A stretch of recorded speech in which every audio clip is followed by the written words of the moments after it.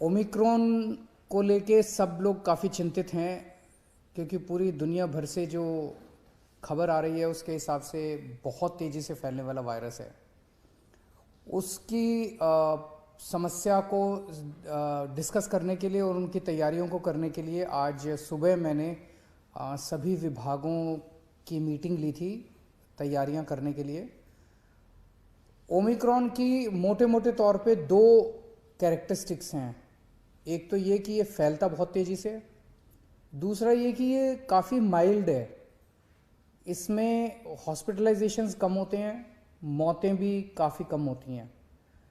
इसको ध्यान में रखते हुए हमने अपनी सारी तैयारियां की हैं।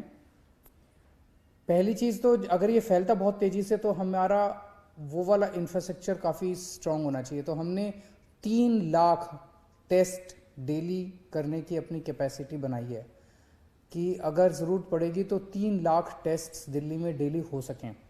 अभी 60-70 हज़ार टेस्ट तक हम डेली करते हैं, लेकिन 3 लाख टेस्ट तक करने की ज़रूरत पड़ी तो हम कर सकते हैं। दूसरा ये कि पिछली बार जब सेकेंड वेव आई थी, अप्रैल के महीने में जो वेव आई थी, उसमें 26-27 हज़ार केसेस डेली मैक्सिमम तक गए थे, सबसे ज़्यादा से ज़्यादा जब हुई थी। इस बार हमने अपनी तैयारी की है 1 लाख केसेस पर डे अगर होते हैं तो उसके लिए भी हमने तैयारी उसके हिसाब से की है। क्योंकि ये माइल्ड है बहुत ज़्यादा, तो हमारा पूरा एफर्ट ये रहेगा, हम जनता से अपील बार बार ये करेंगे कि आप अपने घर पे रहिए, अस्पताल में मत भागिएगा जब तक कि आपके सिम्टम्स थोड़े वो नहीं होते। तो अगर माइल्ड सिम्टम्स हैं तो आपको हम कोशिश करेंगे आपके घर पे ही, आपके घर के कंफर्ट में आपका इलाज हो। तो हमारा जो पूरा होम आइसोलेशन का मॉड्यूल है उसको हम बहुत स्ट्रांग बना रहे हैं।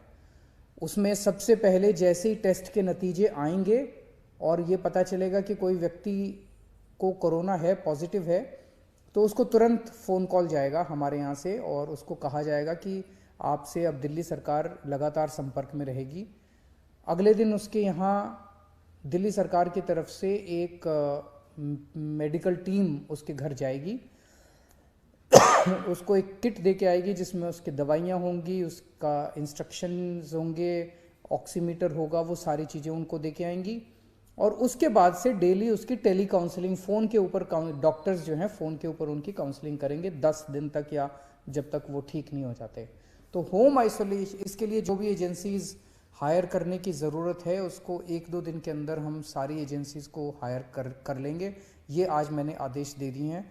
तो होम आइसोलेशन को हम काफ़ी स्ट्रॉन्ग करने जा रहे हैं। जैसे टीम्स जो जाएंगी घरों में, अभी हमारी सरकार में कैपेसिटी केवल 1000 केसेस पर डे की कैपेसिटी थी, 1100 केसेस पर डे की। आज जब मैंने मीटिंग ली, इसको हम 1 लाख केसेस पर डे की कैपेसिटी तक ले जा रहे हैं कि अगर 1 लाख घर भी डेली विजिट करने हुए तो हम उसको कर पाएंगे। मैन पावर की इसमें ज़्यादा ज़रूरत पड़ेगी। जो सुनने में आ रहा है दूसरे देशों से कि मैन पावर की काफ़ी कमी हो जाती है क्योंकि केसेस बहुत ज़्यादा होते हैं, तो सफिशेंट मैन पावर का इंतज़ाम किया जा रहा है। 2 महीने के लिए मेडिसिन्स का स्टॉक तैयार किया जा रहा है, वो अगले कुछ दिन के अंदर खरीद लिया जाएगा। 2 महीने के लिए हमारे पास दवाइयों का स्टॉक रहेगा, उसकी कमी नहीं होनी चाहिए। पिछली बार ऑक्सीजन की कमी हो गई थी, उसका भी पूरा इंतज़ाम किया गया है। सबसे ज़्यादा दिक्कत पिछली बार ये हुई थी कि केंद्र सरकार हमें अगर ऑक्सीजन अलॉट भी कर रही थी दूसरे राज्यों से, तो उस ऑक्सीजन को ट्रांसपोर्ट करने के लिए हमारे पास ट्रक नहीं थे, क्योंकि दिल्ली सरकार को ज़रूरत नहीं पड़ती ऐसे ट्रक्स की।